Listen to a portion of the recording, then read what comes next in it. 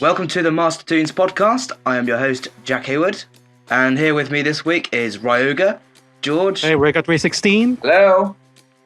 Sylvia, and Hi. Proto. Carson should be with us soon, so that's all our regulars pretty much. This week we're going to be looking at Toy Story 4, Ultimate Spider-Man being cancelled. Yes! Yes! Yes! B and PuppyCat, Rainbow Brite reboot, Sonic Boom, a little mini review of Big Hero 6, and our movie of the week. This week it is... Oh, and Over the Garden Wall. How could Yeah, I really? forget? Seriously. So our movie of the week is... what's it called? Batman Mask of the Phantasm. Batman. Mask of Phantasm. Jesus. Mask of the Phantasm. God. Really, man? Alright, so, I think this one... Hey guys, before we do that, I just want to make a bit of an apology over last week's movie of the week. Oh yeah, with Last week I mentioned that I actually like Jenny, but I misdescribed her as the one with the glass. It just turns out to be Ralph. So, term I gave out the impression that I actually have a liking to a guy that looks like a girl, which wasn't what I was intended to. So I apologize for that. I blame you, Boku no Pico. Curse you! What was last movie? and also you sound like Krusty Krone getting castrated. Yes. Curse you, Boku no Pico. No, you had to. Okay. What was last movie? So let's begin this freaking thing. What was last week's What? movie of the week? By the way? The Halloween tree. That fucking film. Alright. So yeah, this week's going to be pretty rage-filled. There's a lot of topics of contention. So let's just kick it off with B and PuppyCat. In case you don't know, B and PuppyCat was released a while ago, I think like last year, or a good few months ago. A few months ago. Yeah, It was a Actually, pilot. I think Yeah, it I was came out just going- about a year ago. I was going to... Came out about It a was year a- ago on Cartoon Hangover, which is the web studio version of Federator Studios, the same studio behind Adventure Time, and what are the works of Butch Hartman, like Fairly Odd Parents and Danny Phantom and the like. So It was also a Kickstarter Kickstarter for the series, along with a pilot that they had online to show you what the series was originally going to be like. Sorry, do you guys want to host? I could probably go to sleep actually right now. no, go ahead. I don't want to from my dethrone you out of the hosting rights, but I don't know. Yeah, okay. Okay, so As these guys more eloquently put, Federator crowdfunded for a full series, and the first episode of the new series has just come out. Actually, two, isn't it? It's a two-parter. Yeah, and a lot of people are quite disappointed for a bunch of reasons. So many. Shall we? I can list a lot of reasons, actually, Yeah, Jack so do I. Hayward. All right, Yes. George. What's we'll give you one. We'll go around. So we'll give you one, George. Okay. What's one thing you didn't like about it? Everything! You have to pick one. Alright, the animation is the worst web animation I have ever seen. Wow, really? Yeah, I don't care how well polished it looks. It is so bland, so unoriginal. It hurts, and it's so fucking boring to look at. It is. Yeah, I think that's one of the biggest things. Like exactly as you said, but also it's such. Also, the humor kind of sucked. Only Well, PuppyCat. okay, well, one The thing humor. at a time. Oh, fucking God. Where do I begin with the humor? One thing at a time. So the animation, as well as being bland and everything, one of the other reasons is because it has something to compare to, the pilot, which the animation was a lot more colourful, a lot more polished, and just more natural overall. Yeah. The pilot looks distinct. It looks interesting. It looks colorful, and it's not boring to look at. It gives you something to be entertained by. This is just Steven Universe style no color, and nothing. Well, Steven Universe has more color. Exactly.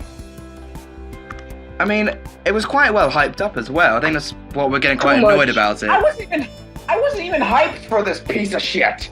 I was kind of disappointed when they showed the first post-pilot animation. Even I was like, so I kind of expected that.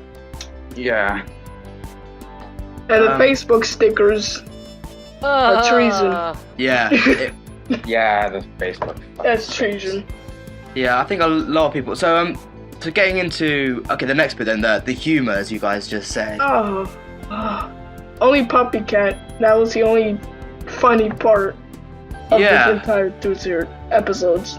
I mean, before we get into this, like, who actually liked the original pilot? I did. I did. I did. Yeah. I did. Let me just give my say here. I mean, I pretty much look at the background of being PuppyCat. I have been following around it. It is created by Natasha Allegri, whom we all know. She's the one who actually made the designs for Fiona and Cake for Adventure Time. So this is basically her very first work where she basically show runs the whole thing. And the pilot was very, very good. It was well animated. And then we had this Kickstarter crowdfunded where they were able to produce 9 episodes of the series. And when the first new designs for Bee and PuppyCat turned out,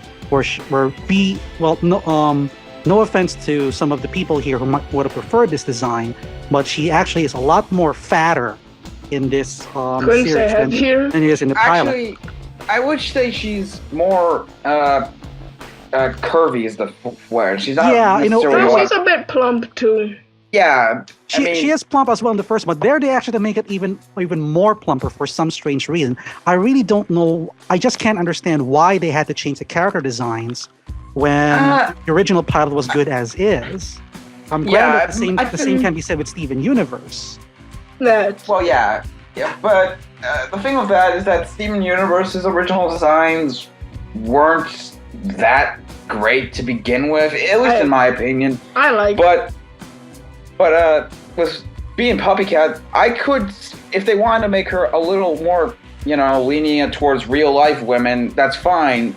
But why change the entire look of it? I mean, I admit I think looks kind of cute. I mean, it's not that kind of anyway. But anyway, still, why? What's the point? I mean, I would definitely agree. So aside from the design, if there's one thing I also agree on, which I actually hate the most, is the color palette. In all honesty, the fact that it's so pale, it was actually hurting my vision. That I couldn't actually watch it very properly.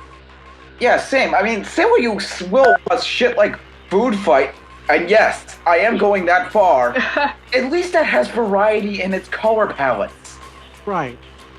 And keep in mind, people, I just listed a positive quality to Food Fight. Arguably the worst animated movie of all time. But I would agree. Even Food Fight has more colors than that.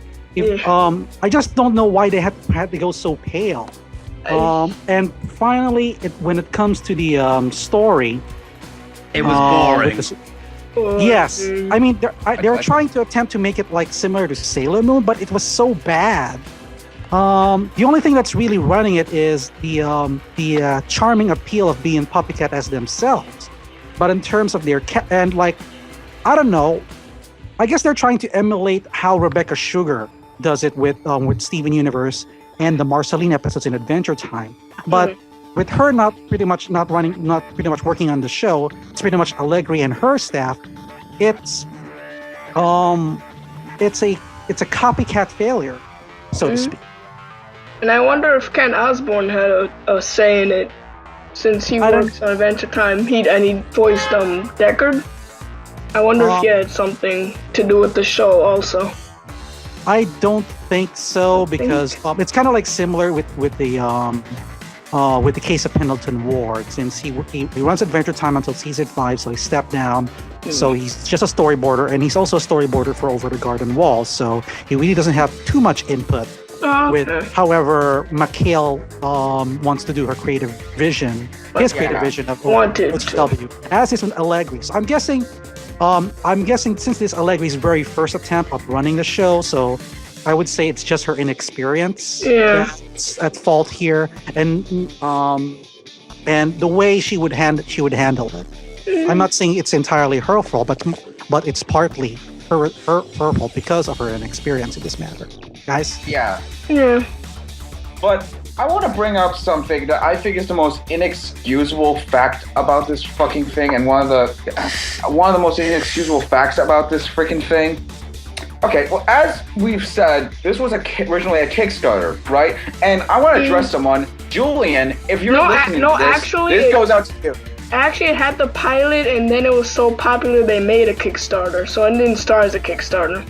Well, still, the point stands that it was still crowdfunded. Julian, this is for you. That makes this situation worse, because how much money does this thing make is the question. Like, a lot of money went into this. Not a whole lot, like enough to make like a feature film, but still enough to warrant like 7 fully animated episodes.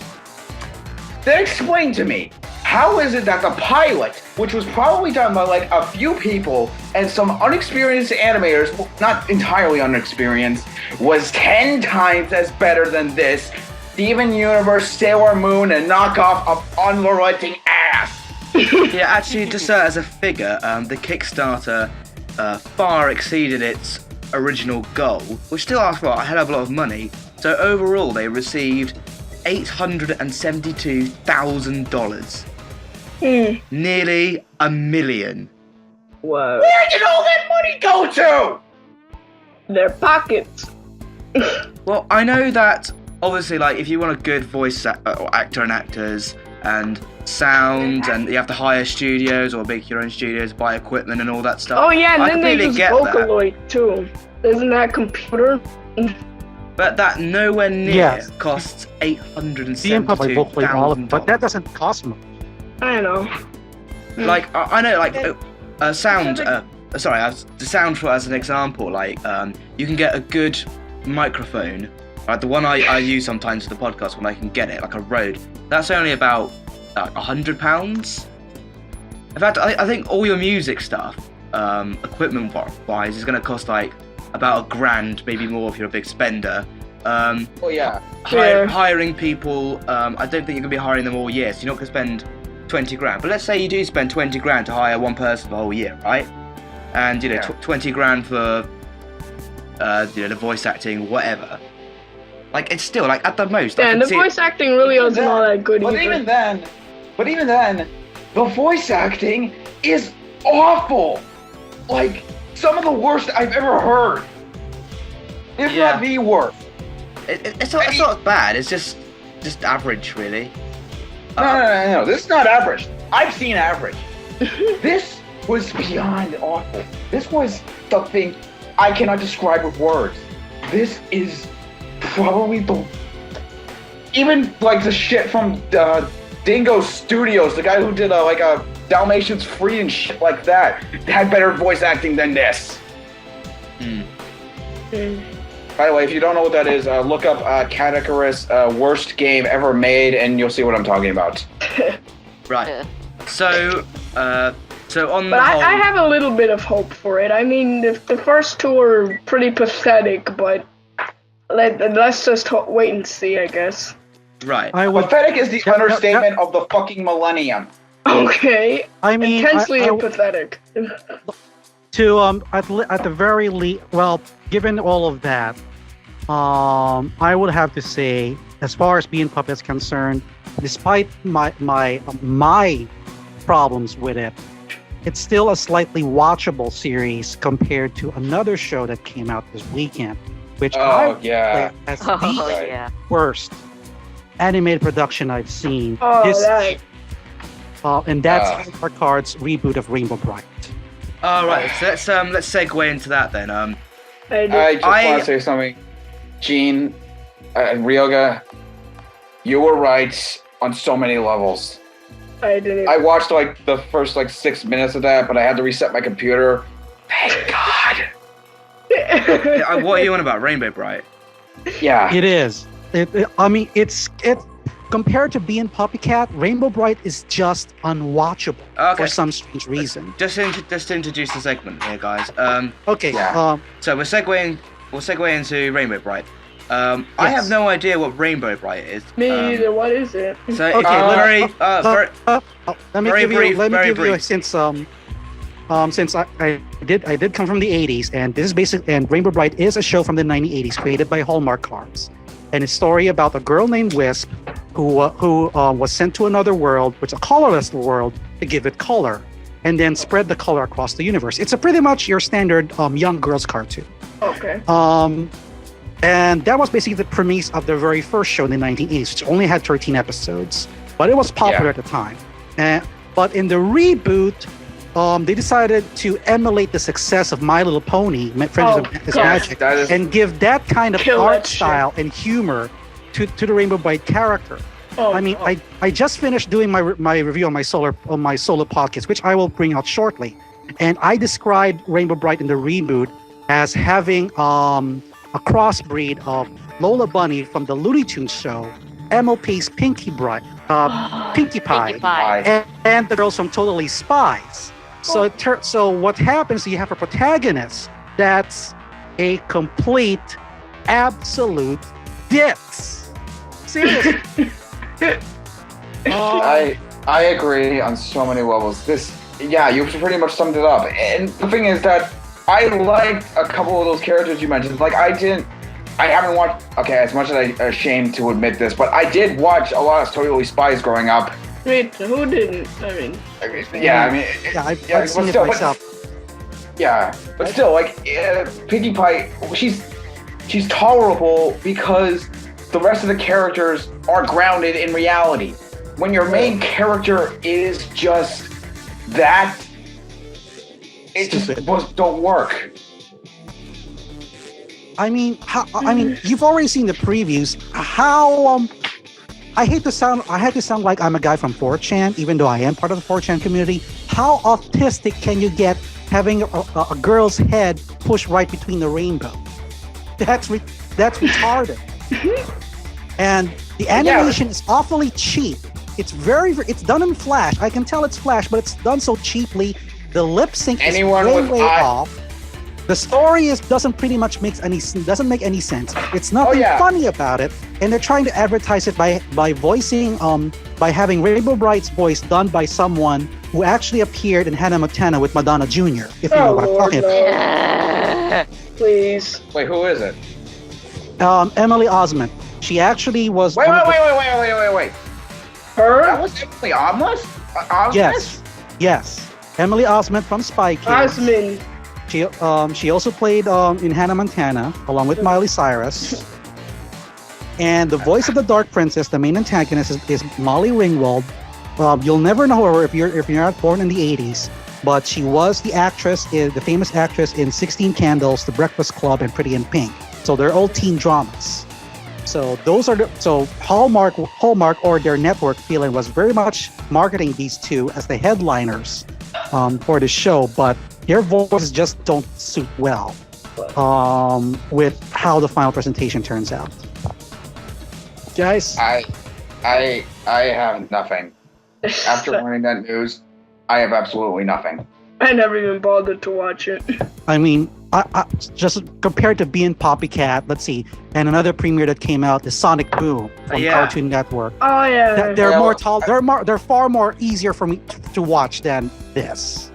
So if you guys, Speaking of Sonic, I really incredibly disagree to some extent. Well, don't get me wrong, Rainbow Brite is possibly one of the worst Flash animated cartoons of all time, but at least it gives you variety in color palettes, and it gives you something to look at. Yeah, it's terrible to look at, but still. I'll take having my eyes bleed than having my eyes literally gorged out of my face. Crap. I put that wrong. Fuck. Alright, so I guess this is kind of like a lot of new shows that are basically reboots or extensions of something already existing. So kind of the third lot of that, of this lot today, Sonic Boom, I just watched it this morning. Which So- I am ashamed to admit is the best one out of all of them. Well, Yeah, all it's the, alright. I would all the have to Sonic agree. TV series. It is basically it's not much of a reboot of the Sonic franchise, but more like an alternative universe. But the sad part is considering the time gap that happened after Sonic X, which was the last animated Sonic series that came out in the United States. For some reason, the studio behind Sonic Boom didn't bother to recreate the origin story of Sonic and the gang, and just assumes that the viewer knows who Sonic is. And it's been how many years? With Eggman. Well, And it's been it would how be many nice. It would be nice, like, if they explained why they were on the island. But I don't. Yeah. I don't Yeah. think it needs a Batman Begins. That's not really. Yeah. There's not really I mean, anything to Sonic tell. Kids. I mean, with the case of Green Lantern and Batman, the Marvel and DC, they're pretty much all over the place. I think it's okay to bring a series without having their origin stories. But Sonic is different in which he's not as prophilic in his appearance as Mario, for instance. Yeah. So, as well as not being that much in too much media, unless you're actually playing a lot of Sonic games. So since this one is aimed for a younger audience, it doesn't really explain much. Plus the Yeah. fact that unlike Sonic X, which is a continuing story arc, Sonic Boom is pretty much very episodic in its story, and it's pretty much more of like a humorous take on the franchise. So Well, I I kind kind of of like liked the Adventures of Sonic the Hedgehog, which corresponded with Sonic Sat AM. Yes. So Sylvia, what did you like about it? Well, for one, the animation. I mean, come on, you have to admit that animation was pretty Yeah. awesome to Yeah. look at. I think it's Well, I forgot I- what studio it is, I but had it to- comes from France. So And the yeah. humor, although it was corny, I mean, I guess they did it in the right time. The jokes were kind of corny, but it was executed correctly enough. Well, Yeah, I agree. I'm with that. gonna go off my own little thing with this.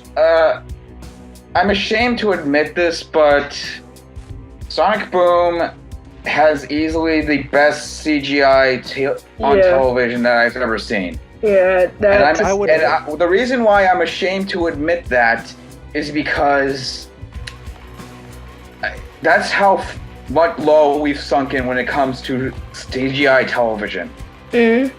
That the fucking Sonic cartoon has easily the best out of all of them. And the reason why it's the best, at least in my opinion, like there's some people who are probably going to type in that Green Lantern the animated series and a couple no. of like a Batman stuff like that looked better. Oh, The no. reason why this stood out to me a little bit more, there's texture to it. There's not a lot of it, but there's still texture there. You can see there's some detail put into it. Yeah.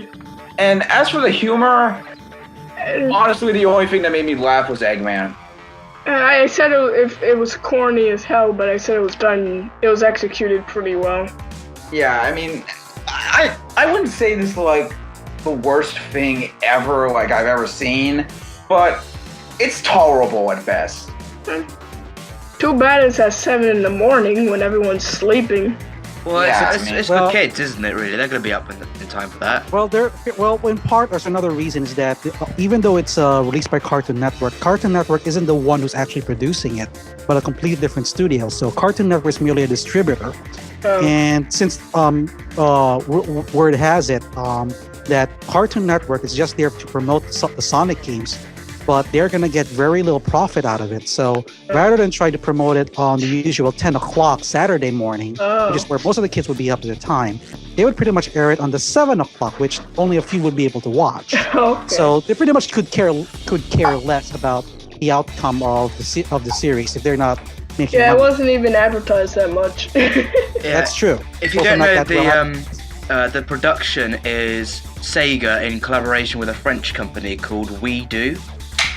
Mhm. That's like a pun. It's like we do. We do. It doesn't really make much sense if you ask me, but Yeah, seriously. I don't know how much money they put into it because apparently It looks like a good amount though. The CGI really is top notch.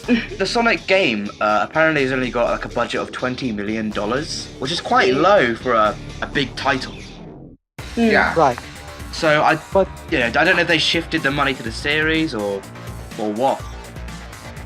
all I know is that the upcoming games are actually served as the prequel to the current TV series, as well as there's going to be another a comic book adaptation from Archie Comics, which, for the record, the Sonic the Hedgehog comic series in Archie Comics was the most successful on their publishing line alongside the Mega Man adaptation, and it's still ongoing.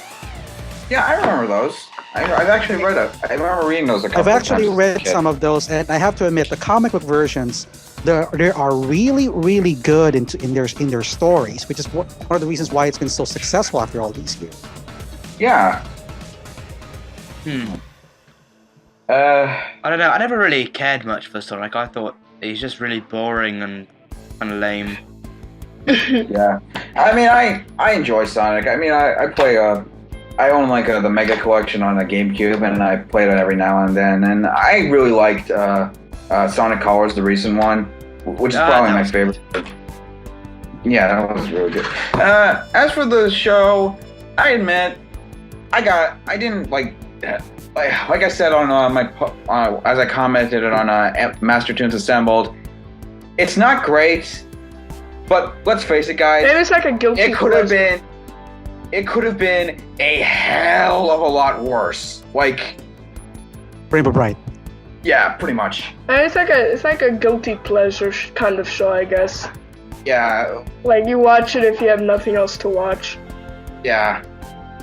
So they're basically the best of the worst. I would definitely, Yeah. if I were to pick between the three, I would rather watch Sonic Boom rather than being PuppyCat, and most definitely rather than Rainbow Bright. Same. I would rather watch this for 5 straight weeks in that thing from my Clockwork Orange than ever watch being PuppyCat or Rainbow Bright ever again. Okay, guys. Yeah. Yeah. Yeah. I agree with that. I mean, like, I didn't properly watch Sonic Boom. I kind of skipped through it. It's not really for me, but I can see how it would be good for kids. Yeah, there's like nothing bad in it. No, there's nothing really insulting about it. It's just kind of there. Yeah, kinda, yeah. All right. I think now's a good time for George to do your review. So. Oh yeah. Oh, me too. Yeah.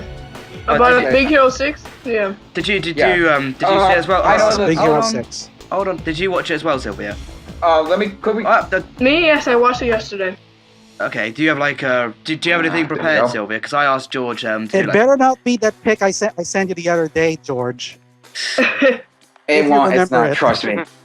I kind of put my thoughts on Master Toons Assembled yesterday, so I guess I could expand on that. Yeah. I did as well, but I'm gonna do mine little mini thing. George went to see Big Hero 6. Movie just came out. He's written a small review about it. Share us your thoughts, and then Sylvia, you can do the same. Yeah. We won't make this a particularly long segment. We've got some other stuff to cover. Yeah. But we'll do this, and then we'll probably get to Over the Garden Wall. Okay, for those of you who are unaware of this, Big Hero 6 is the newest addition to the Disney library, Disney Animation Studios library. The directors are Don Hall, and Chris Williams, who, one of them, I can't remember which, beforehand directed Winnie the Pooh, the 2011 Winnie the Pooh. Let me look it up. And also, Chris Williams actually helped write and direct Bolt, which was another addition to Disney Animation. The story is basically, there's this hero, I forget his last name, but he's Hamada. basically this... Hamada. Hiro Hamada is I'm sorry. Hiro Hamada has his brother, is basically an inventor. He's this genius kid who invents these things called nanobots. And then after an incident involving, I'm not going to spoil it, accidentally killing his brother. It's in the market. It's in the fucking marketing. You can just tell from looking at the fucking thing. Anyway, after Fucking butter? no, I'm sorry. I I just find that so funny. sorry, I meant brother. It's in the fucking marketing. You can tell just from watching one of the trailers that that's a big conflict. And basically, his brother invented this thing called Baymax, which is an inflatable robotic nurse. And after that, he thinks his nanobots are destroyed, but then he suddenly finds out that someone has been manufacturing more of them, and the person behind it is wearing this guy in this massive dark cloak. This guy wearing this massive dark coat and a kabuki mask, who is basically Doc Ock from hell. Yeah. And then he assembles his science fair buddy friends to come together and become Big Hero 6. The cast includes from the characters and their voice actors, Honey Lemon, Go-Go, Wasabi, and Fred. Tamago, Wasabi no Ginger, Fredzilla. Don't forget that Big Hero 6 is loosely based on the Marvel comics of the same name created by Man of Action, which is a spin-off of the Alpha Flight comic book series, which is the spin-off of the X-Men comic book series. And it's also the only good thing Man of Action has ever done. And if you don't know who Man of Action is, he's the guy who created the worst cartoon I have ever seen in my life, Ultimate Spider-Man. And don't forget Ben 10. And wait, who created Ben 10? Yeah, Man of Action, yeah. And Generator X. Okay, one of the few things he's done right. Anyway, the cast includes Scott Addish from 30 Rock, Ryan Potter, who's a newcomer, T.J. Miller, Jamie Chung, Damon Wayans Jr., Genesis Rodriguez, James Cromwell, and Alan Tuddyk. He was who has been in a lot of Disney CGI works, such as Wreck-It Ralph and Frozen, and also Maya Rudolph, Smalley. All right, my thoughts. For those of you who haven't read my review on Master Toons Assembled, Jack or Carson, you could link that into the description if you want to. Okay. Jack? Yeah. Okay. My thoughts on it are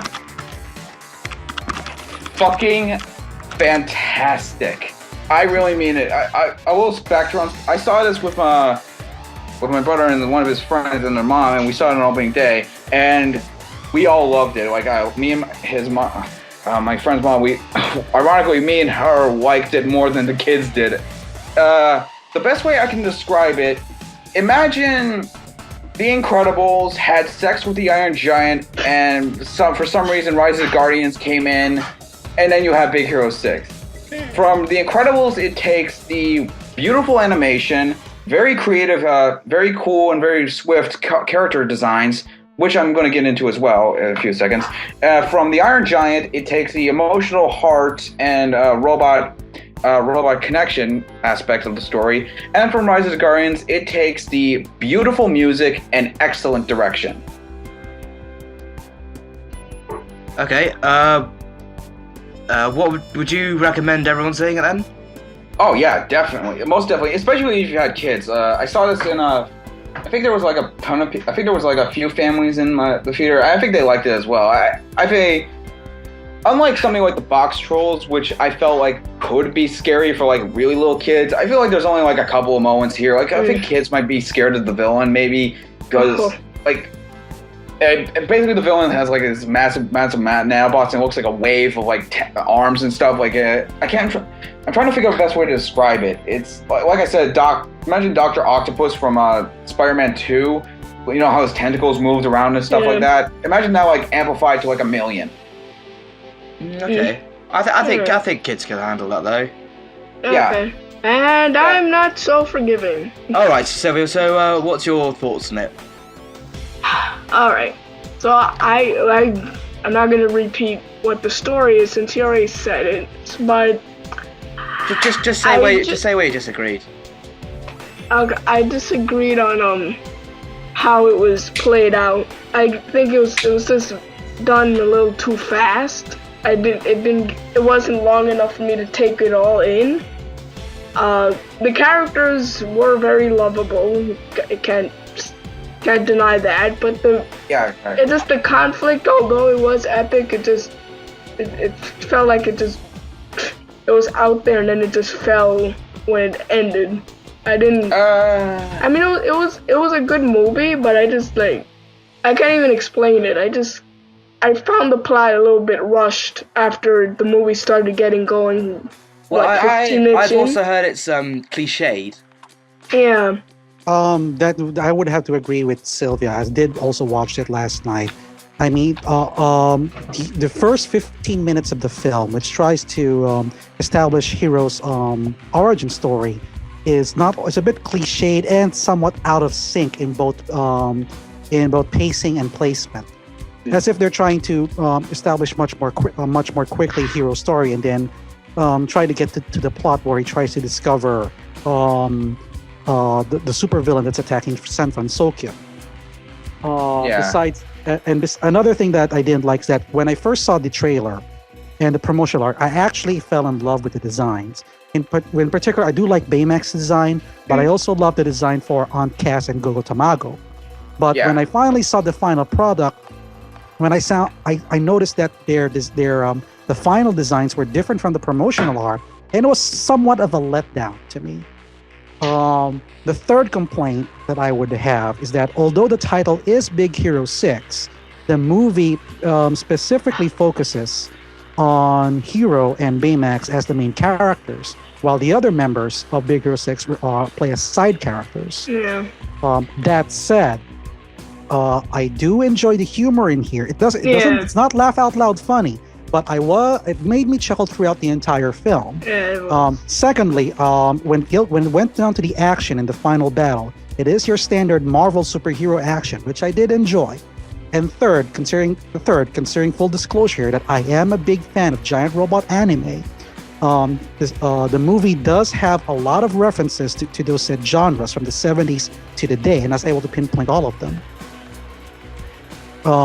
And lastly, the show did provide a cameo appearance of a specific character that I wasn't expecting for him to come, because this is marketed as a Disney film and not a Marvel film. But that character is there anyway and plays a major part at the post-end credits scene. This made me wish that Disney would somehow, some way, would introduce the anime series Hero Man to the Big Hero 6 universe, because Hero Man's story would mix so well with Big Hero 6. If you don't know Big Hero Man, I don't want to spoil you what it is, but but it is out in English, and I do recommend you check it out. And if you're able to find the tidbits about it, you'll realize who I'm referring to. Well, I mean the Muppets. The second movie, they foreshadowed Toy Story 4 for some strange reason. So I guess this could be also a foreshadowing. I would respectfully disagree, because one of the reasons why I brought up Rise of the Guardians as well, and one of the big aspects that it reminded you of, if you haven't seen Rise of the Guardians, which I highly recommend, one of the most underrated movies ever in my opinion, it was very character focused specifically on Jack Frost. But even though it was character focused on mostly him, the rest of the characters did get some really good development, and it didn't feel tacked on because as I said in my review, let's face it, Big Hero 2 and some giant balloon nurse and Iron Man outfit and rejected Iron Man outfit with some smart kid isn't really that good of a title. You do know that in Japan they actually called it Baymax, right? The movie? Big Hero 6. They just say that Baymax is the main character. Anyway, let's move on. All right. Well, I was going to just bring up a little bit more of it real quick. Well, if you could just finish it quickly, because we've still got some other stuff to talk about. We're about 45 minutes in. Oh yeah. One last. I really wanted to bring up a prospect idea. The movie. It's not really. This is kind of a spoiler, so I think you, Proto, and you.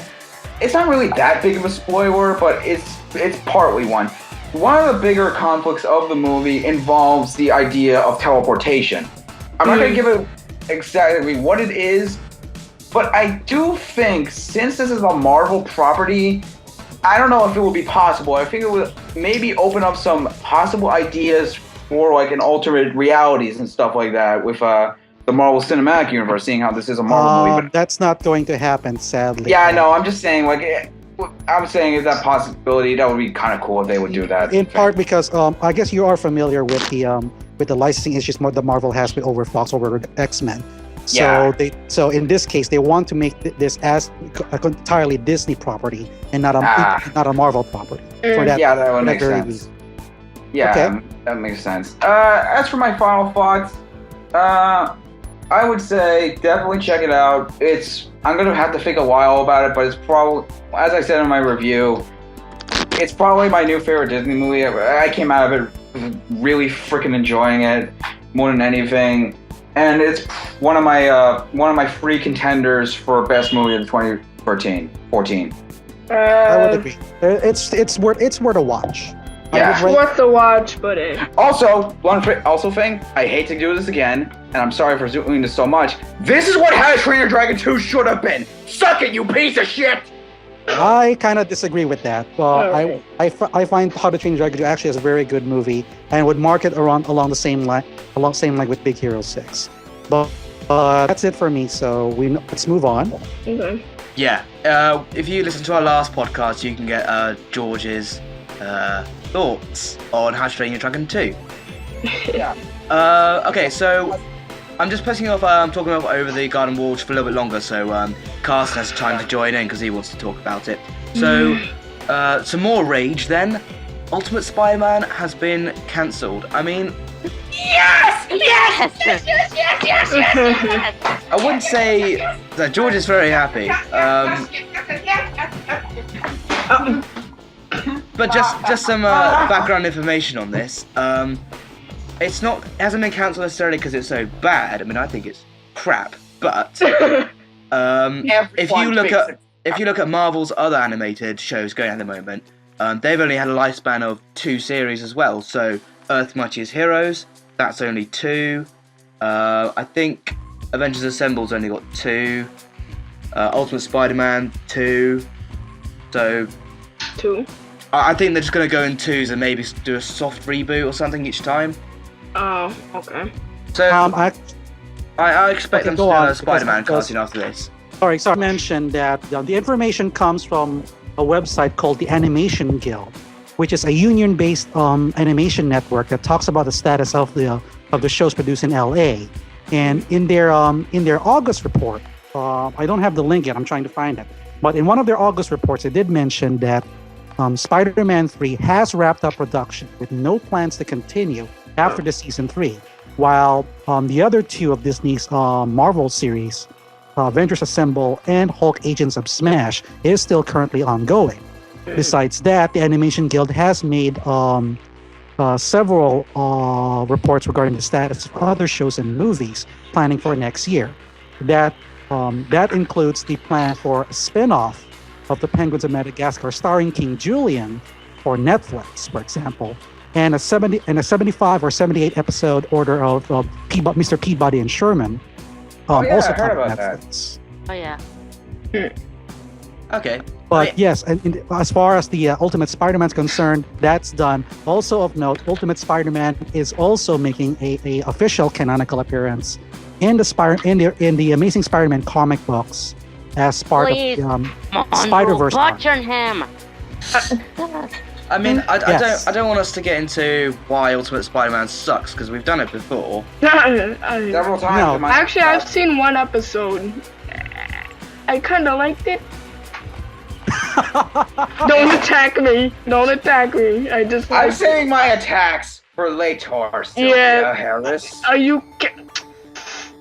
I wish I had a rifle on you right now, but still. Okay. I have a rifle on my hands right now. All right. Well, actually, we got All right. So, Anyway, what do you All right, we think? got it. So, what do you think is the future of Spider-Man in animated form? I don't give a shit. Ultimate Spider-Man is gone. I'm actually hoping for 2 things. Number one, I am hoping that that Sony renegotiates with Disney so that they can continue producing What's their own that? animated works. That is my victory music. okay. Okay. I had it on standby for this. So I'm really hoping Sony renegotiates with Disney so that they can continue producing their version of Spider-Man, which I still want them to at least continue Spectacular Spider-Man, which is one of the Everyone does. last great Spider-Man Everyone. TV adaptations. If not, at the very least, if they're gonna do another Spider-Man, at least introduce Miles Morales properly to the franchise. So that's what I'm hoping for the next animated versions. I mean, you have to also bear in mind that despite rumors, what we do know at the moment is Marvel studio movies, whatever, they don't have the rights to Spider-Man. So even though it's pretty good for selling toys and everything, it doesn't have the movie coverage. So I'd be interested to know if they will do a new series straight away or what. Right. So right now we still don't know. The Sony and Marvel are under negotiations. We don't know what the negotiations are. We don't know if they're making Spider-Man appear in the Marvel Cinematic Universe or whatnot. We don't. But as far as we know, Sony and Marvel are in good terms, unlike Fox. Yeah. Yeah. Okay, guys. Just a quick little bit more victory music for this fantastic news.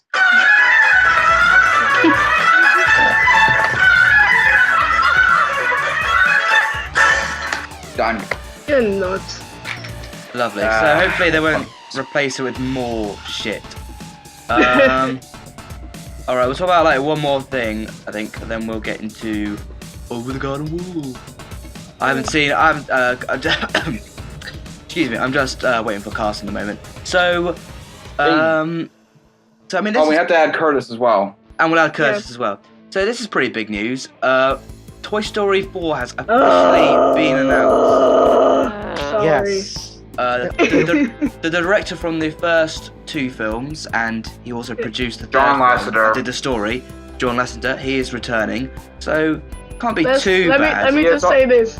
He also Hypocrites. There we go. Jack. John Lasseter is also the person who helped get Disney animation off the ground originally. So he's pretty much big and for those time. for those of you who aren't aware of this, after Chicken Little, after the big Chicken Little debacle at Disney Animation Studio was going through a bit of a problem in terms of transitioning from 2D animation to CGI animation. So they brought on John Lasseter to produce and I believe help out with their next project, Meet the Robinsons, which was based on a book, Dale Will Robertson. It didn't do that well in terms of box office, but it did well decently in terms of critical reactions to it. Then after that, I believe Bolt came out, and then after that, it was I believe Tangled, and then after that it was Princess and the Frog, then Tangled, then Winnie the Pooh, then Wreck-It Ralph, then Frozen, and now Big Hero 6. And also, Oh, yeah. don't forget that John Lasseter is also the man who helped distribute many of Hayao Miyazaki's Studio Ghibli films in the United States, since he's a big fan of Miyazaki. Who, by the way, a little bit tidbit there, Mr. Miyazaki is going to receive an honorary Oscar award for his contribution to the anime industry and for all of his works. This is kind of irrelevant, though, guys. I mean, I just pointed that out because it kind of makes it seem that Toy Story 4 was not seem so bad. You know, he might have had. He's got like the key to the city and everything. You know, backstory and everything. Yeah, that's just one problem. There's just one problem, Jack. The city is not there. It left 4 years ago. All right. So, the main point of contention with Toy Story 4 is where can the story go? Because the trilogy sort of completed the cycle, really. Very much. So on the one hand, I don't see where it can go. On the other hand, John Lasseter is returning, and he is a very trusted director and writer as well, and story and everything. So, what do you guys think? Is it going to be good? What else can it do? What else can it do? That's really the question. Okay. Let me start first. Despite what we're going to say, because Toy Story is a well-known brand and everybody loved Toy Story, it's going to be a hit no matter what, guys. Yeah, I mean, but I'm not even. As I said, like in a few previous podcasts, I don't particularly like Toy Story 3 that much, but I'll give it this. It at least offered a perfect end to the trilogy. I mean, it wrapped everything up in terms of like the ending of trilogy. It did it better than any other trilogy I can think of. And then the fact that they swore off any other sequels just pretty much. Whoa! Are you saying that Toy Story 3 was better than Spider-Man 3? Oh, Carson has joined the podcast. Hello. Oh, hi. Hey. I don't even hate Spider-Man 3. That's the other thing as well. Okay, it was a joke. I was kidding. I'm sorry. Yeah, I know. I'm sorry. Great. Now fanboys are going to be attacking me. But anyway. Yeah, go on. Sorry. As for this, I mean, again, I don't particularly care for it that much, but even then, I still respect it for ending a trilogy perfectly. Was this announcement just because the fucking Muppets said it? Seriously. This year. If you guys don't know, if for those of you who don't know this, there was the movie Muppets Most Wanted, the opening musical number called "We're Doing a Sequel." One of Gonzo's lines during the musical number was, "While they wait for Tom Hanks to make Toy Story 4." Was that your motivation, Disney? Definitely Disney not. The motivation Disney was must the have been money. saying it. Disney must have known it ahead of time, and then they just said it now. You know, I'm actually, I'm looking forward to it. At first, I was, like, not sure because, like you said, Toy Story 3 was a really nice ending to this series. But, I mean, I've been enjoying the shorts they're putting out. And, you know, I love the characters, and I think they'll do a good job with it. So that's another thing I like to point out that after the third movie, they are releasing a number of shorts, which to their credit are quite good. So considering that the shorts are just as popular, that's probably what motivated them to do a fourth film, because those shorts do take place right after the third Toy Story series. So it does prove that you can make more Toy Story films after the third one. Just put them on another adventure. yeah, and like it's not like Andy ever had anything to do with the stories. Like they're just with a new kid, and they have a couple new friends. Like it's gonna be the same feel to it. Like nothing's gonna change. It's just like Ryoga said, it's gonna be another story, another adventure. Yeah, but I find it, and some other people find it hard to imagine like what story they could tell that would be substantial enough for a whole movie, not just a short. Because the shorts are really good, but you have to admit none of them would work as a full-length feature film. Yeah. But I mean, you can. There are 1,000 different things that they could do with it. Like the possibilities are like mind-boggling, really. Yeah, but I mean, like, here's the funny thing. There's a funny story. This is just a funny thing. If you guys haven't discovered, if you're looking up for news regarding Toy Story, a lot of the mainstream media sites, in particular Time Magazine, really do not like the idea that there's going to be a fourth Toy Story film. So that's just something of interest to you guys. George? But like all of my friends who like aren't, you know, animation fans necessarily, like when they found out, they were all excited. Like they all went on Twitter. They're like, "Oh my gosh, they're making Toy Story 4! Like, can't wait!" Like people want it. It's a more of a 50-50 split, to be more accurate. Well, people who care about like this kind of stuff, obviously, like because they're thinking about like, oh, like this story, like where are they gonna go with it? Whereas mainstream audiences, they're just like, oh yeah, I get to hang out with my Toy Story friends again. Like, you know what I'm saying? Yeah, but I wanted to bring this up a couple of times, but I was waiting for the right moment to do it. One, I didn't particularly care for the shorts that much, especially Toy Story Terror, which wasn't that good in my opinion. At all. It was just anyway. But another problem with it is that I know, from speculation standpoint, a lot of people are wondering like, what's the story going to be? When really, after like Toy Story 3, like Alfred probably the. I have my problems with it, like massive problems with it. Like me and my dad talk about it all the time in terms of like a substantial storytelling.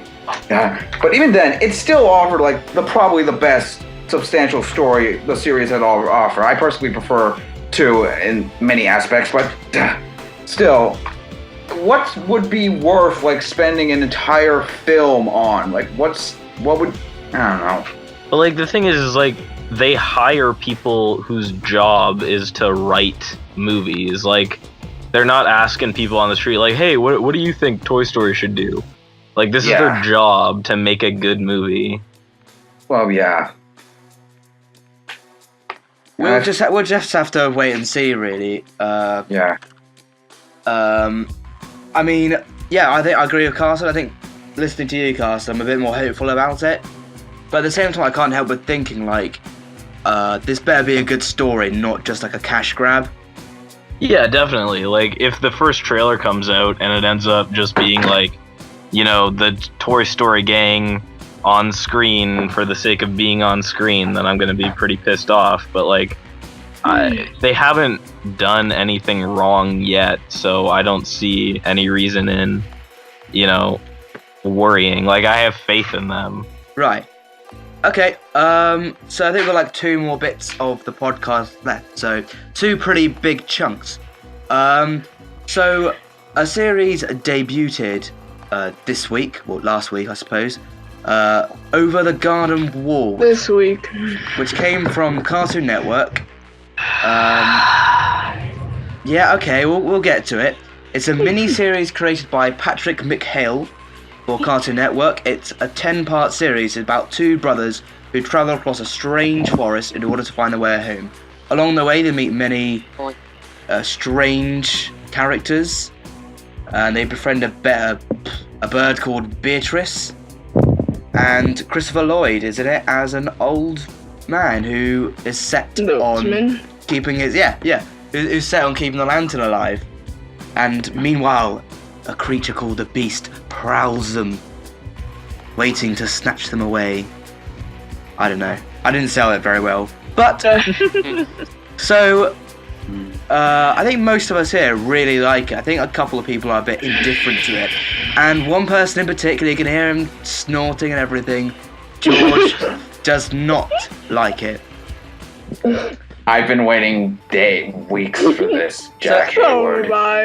So let's just take it bit by bit. Let's not like go into full ranting and raving. Let's just talk about it logically and calmly, like each bit. Yeah. All right. Yeah, we're gonna be gentlemen about this, aren't we, Sylvia? All right. So I can't promise. I'm out. Good luck, guys. Enjoy your debate. all right. So we'll start off with the animation first. What do you guys think about it? We'll go. Loved it. Yeah, Sylvia loved it. Sorry. Loved Okay, it. well we know what this podcast is called. Sylvia gets excited. Bro, shut up. All right, let me fill it in since I can pretty much talk more civil on this one. Just the animation. Yes, just the animation. I put it this. I'm gonna quote with my transcript, my solo podcast, is that the animation, Over the Garden Wall, is Patrick McHale's love letter to the animation styles of past eras. Many of the sceneries, and designs, and in particular in the 4th and 8th episodes, are literally a nod to the animation style of the 1920s by Max Fleischer. Yeah. In particular, the Betty Boop Betty series. Boop. In the fourth episode, there's also a scene where the character known as the Highwayman was singing in his profession, and it's done in a style called rotoscoping, in which is a frame by frame style animation, but in a complete animated format. And this technique was done during the Max Fleischer period, but it's also commonly used in the Looney Tunes shorts in the early Disney Princess movies and the first He-Man cartoon. And the last known animation where it used rotoscoping is the 2006 movie A Scanner Darkly, starring Keanu Reeves. Since then, rotoscoping has been replaced with motion capture. But other than that, yes, it is basically a nod to the old style animation, and it's quite good. I love it. Yes, I did too. So, George, what did you think of the animation specifically?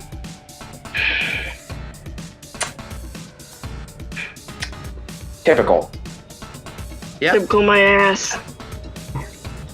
So nothing. Amazing. My ass. Typical my ass. Shut up. So Amazing. tell me, what didn't you like about the animation? Since we all didn't like the way that the animation turns out and being PuppyCat, but what didn't you like about the animation style in this one? It's been done. I've seen the style before and done. Can you elaborate? Much better. Really? When? Wind in the Willows, Flapjack, and so on. Yeah, it did Yeah, remind me a lot different. of Flapjack, actually. He worked on Flapjack, and Adventure Time actually. But still, your point. I mean, I'll actually sort of Anim- give you that.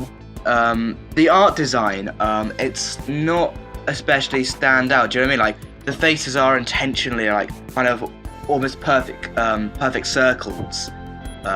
Yeah. And the eyes are the very simple, perfect circles, white, black pupils. You know, like kind of simple. I mean, I know why they've done it because, like, obviously, if it's really simple, they can make the animation better. You can focus more on the characters and all that stuff.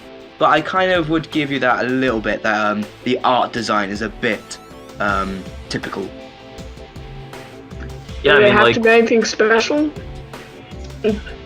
Nothing special. I mean, like, about this. I would Did agree. it? Like, we see this kind of like art direction in like Flapjack and Adventure Time and stuff. Like, it's really nothing special. And I guess it doesn't have to be special, but you know, it does kind of Matter. take away, like, you know, it's nothing new. Yeah. I'll say that. Okay. Moving on to the voice acting. Yay! So there are actually some surprisingly big names in this. Elijah Wood, Lord of the Rings Lloyd. fame, if you don't know him, plays Frodo. Christopher Lloyd, if you don't know who he is, he played. the Woodsman. He's the Woodsman in it, and he plays. He was. Doc Brown in Back to the Future. Of course, and Judge Doom in Who Framed Roger Rabbit. I didn't really recognize Right. anybody else. I think. Tim Curry was Auntie Whispers. Seriously. You all know That was Tim Curry? Yeah, Tim Curry. Look it up. Wow, that's cool. John Cleese from Monty Python. He plays Quincy Endicott in the 4th episode. And Oh, Wait. awesome. John Cleese was in this? Yeah. Yeah. he As is in- there. Monty Python, Faulty Towers, John Cleese. Yes. Yes. So sorry, who does he voice in this? Quincy Endicott. He plays Endicott. Quincy Endicott in the 4th episode. I thought I Adelaide recognized is the that voice. pastor. I knew I recognized that voice! Ah, I'm so stupid. Damn it. You know, actually, I was thinking like it is John Cleese in my head, but like for some reason I just completely forgot about it. It's really weird. There is a lot of celebrities are here. Another one is Melanie. I can't spell her last name, but she is known for her role in 2.5 Men. She plays Beatrice. Colin Dean is probably the only one who's not that well known. He does play in the HBO series True Blood, but he's better known as the voice of Tiffany Adventure Time. He plays Greg. And last but not least is Jack Jones. He's the singing voice of the frog, but many would remember him as the guy who sang the opening theme song to the 70s series The Love Boat. So, Interesting. in a way- Just another little tidbit. John Cleese voices Adelaide as well, which I find really funny. Oh yeah, he did. Yeah. But then again, I've seen Monty Python, and he has played female characters before in Monty Python. So Yes. I could easily recognize his voice playing Adelaide at the Pasture. In this. Okay, so I also really liked the person who voices the Beast. I thought it'd be someone more famous, but he's actually not really done a lot. He based from what I can tell, since his first name is Sam Ramsey, I think, and he's actually a well-known opera singer, which explains him singing opera in the final episode, in the last moments of the Come film. Wayward That's basically his Souls. protege. All right. So there's basically a lot of talent invested in this series. Now, personally, there is this notion that if a person who's known in the camera does voice work, he doesn't do it as seriously as he did on camera. In other words, if Brad Pitt were to do voice work, he probably won't do it as good as he did as any of his movies. But in this one, all the characters, in particular Christopher Lloyd and Elijah Wood, Oh yeah, Christopher Lloyd. they really put a lot of heart and soul into into their characters to make them come alive. That's I would say exactly they've made what I was going to say. Yeah. Yeah. This is actually the best performance I've seen of a celebrity doing voiceover work. Yeah. I don't think I could ever recall the last time I've seen that good. I think not only I think that's is the because- voice acting excellent, I think they also suit the characters, and they all really want to be there doing this role. You can kind of hear it, like nothing's like half-assed or anything. Yeah, George. That's actually what I was gonna say. This is one of the few things I'll give the series. The voice acting is phenomenal, and the cast is perfect. I mean, Elijah Wood, John Cleese, Tim Curry, Christopher Lloyd. You got some of my favorite actors in this. Christopher Lloyd especially. I mean, I love that guy. I mean, he was easily the best character in the show, and also the only character worth giving a damn about. I've been waiting months for this. I mean, weeks for this. I mean, Your tongue, or cut it off. I, That's one of the best lines Christopher Lloyd has said in the film. oh yeah, seriously. Okay. Yeah. So, Carson, any thoughts on the voice acting? Yeah, I mean, it was really good. I felt like Elijah Wood was kind of like hit and miss. Like some episodes he was really good, and then some episodes he just kind of sounded bored. But I don't know, that might just be his voice, because like... I think it's the role. Or probably Yeah. because, I don't know, some people actually mistook him for John Ritter, who played Dipper in Gravity Falls. And Or maybe because some people the find that, reading is so his goddamn voice as boring. word is strikingly similar. Hmm. Or Yeah, maybe it's because but other than the that, script- I thought the voice acting was really good. yeah, they put Maybe heart because and the soul script he was into it. Any advances Or on the maybe- voice acting before we move on? It was maybe because what? Maybe the reason why Elijah Wood seemed like he was bored most of this role was a little bit because the script he was reading was so fucking boring. All right. Shut the fuck up. He even said that he liked the script and what that's why he put it in the bullshit! first place. Yeah, Well, watch the he's not interview, gonna you come idiot. out and be like, "Oh no, this series is shit. Don't watch it." Like he's getting paid to say that shit. No. I am not. Wait, I'm getting paid? Not you. Elijah Wood. Oh. All right, then let's just move on to what we want to talk about, really. The characters and the plot. So it's sort of... I'm gonna enjoy taking my claws into this There one. really is Hey. Okay, right. So the way it's done... Encourage them. Alright, the way it's done is sort of semi-episodic. So there are episodes which are more heavily story-based, and you find more about the characters and the plot. Some episodes are just sort of by themselves. What's the word? Contained, self-contained stories.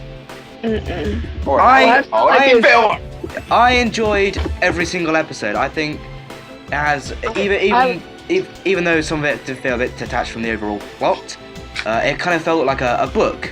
It didn't feel like a cartoon. It felt more like a book. And I just really enjoyed it, even when it wasn't contributing to stuff with the beats, because they're just so immersive. So any advances on Silver? Carly, Carson, what do you think about the story? Yeah, I didn't like I liked the Beast stuff, but the rest of it, honestly, like I just didn't care. Like I was watching Thank you so much. Thank you. like I was watching the one with like the pumpkin people, and I was like, I don't care what's going on here. I don't even remember half the episodes. Like it and like there was no plot really, like because the definition of a plot is like cause and effect, but there really is none until like the end. Sylvia? I think that the entire story, even if it was what am I trying to say? Even if it was this random stuff, I think it still went in line with the story, because at the end of each episode, it continued on and on and on until episode 10. I found the episodes to be fun, dark, of course, and emotional at the end. Yeah. I don't see how someone here didn't find it as interesting. It's simple, Sylvia Harris. I've seen this plot done before, much better as well. I have seen this animation Much better, style done better this is as 10 well. episodes long. How they don't have enough time. Exactly. They wasted their time. Thank you. This suffers from what I'm going to be officially calling Adventure Time Syndrome. It tries to condense a massive plot in 11-minute episodes, and most of it is spent on pointless shit. Okay. It's not pointless. It has something to do with the story. The definition of pointless is that, and my definition of filler, is that the characters don't learn anything. Name one thing that they learn from going to that fucking tavern, or the fucking pumpkin place, or any of these areas. You can cut them out, and it would still be the exact same fucking thing. Well, you learn more about the character, and they learn to be a bit more brave. Sylvia? Yeah, Wirt learns to not be as much of a Debbie Downer as he used to be. If you noticed in the end, when they were sinking down, Wirt was higher up than Greg, because Greg lost his confidence more than Wirt did after the entire adventure. Yeah. Can I have my say on this one? Yeah. Sure. Okay, this is gonna take 5 minutes. I promise. Just be brief. Just talk about the characters and the plot. Well, this is basically the one thing that's going to be most discussed about, which is the character and the plot. I mean, the one thing that I keep mentioning, both in my podcast review and on my comments on the Facebook group, is that Over the Garden Wall, unlike other shows, requires repeat viewing in order to further understand what's actually going on with the unknown and what it represents. Unlike other shows that has a straightforward linear storyline, like The Legend of Korra or Steven Universe or even Teen Titans Go, this one wants you to go back, pick out, and look carefully at some of the clues to find out more of the story. Now, since this is done by the same crew that did Adventure Time, they've actually done this before in explaining much of the background story about the world of Ooh. And this one is done in a much greater extent. It's in a way, unlike other shows, this is actually more of an open world story where looking back and seeing the other episodes again as goes by, you actually find new discoveries that further explain what the unknown is. In addition, again, because of its open world narrative, it allows the viewer to actually come up with his or her own interpretations as to what the story really is. Even the song. Rather than let the show tell you, you make your own conclusions. Now, as I mentioned both in my podcast and on the comments, a lot of people have made interpretations as to what the unknown really is. Some say it's basically the afterlife. Some say it's a dream. Some say it's something similar to classic works like Dante's Inferno or Homer's The Odyssey. And none of them could actually come up with a concrete consensus as what the unknown is. But the fact that it's been discussed in so many levels is one of the strong points of this series. Yeah, I completely agree with that. Your retort, George. I've got some words for this. If I want ambiguousness is a good thing. I acknowledge that. Then you have this. If it was intended to be ambiguous, why does it feel so pointless? Why does it feel so empty? Why does it go on forever? And why is it that the only episodes that have significant relevance are the last 3? Please explain that to me. I really want to fucking know. I want you to actually explain to me in great detail, in expensively intense detail.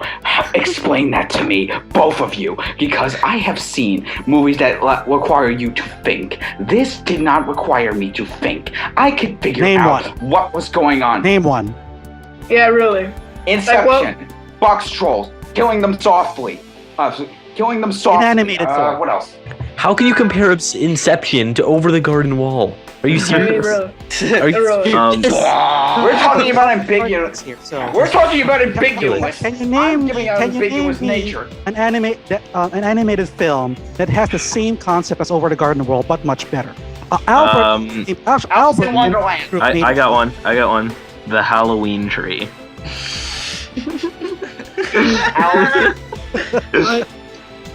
I mean, actually, I was going to bring up Alice in Wonderland because I think it does the same thing as Alice in Wonderland. It feels, although Alice in Wonderland is more sinister, this one is more charming. It does feel more like a book. But both of them, it's kind of, they both go on a journey, and it may or may not have been actually happened, may not have been real.